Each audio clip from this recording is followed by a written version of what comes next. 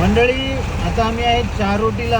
आता वाजले 10:26 झालेले आहेत. चाललोय महालक्ष्मीच्या यात्रेला.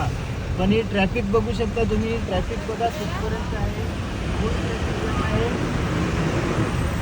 एकदम हायवे जाम आहे चारोटीपासून. आता चाललोय. ही ट्रॅफिक कुठपर्यंत आहे ती दाखवतो मी तुम्हाला.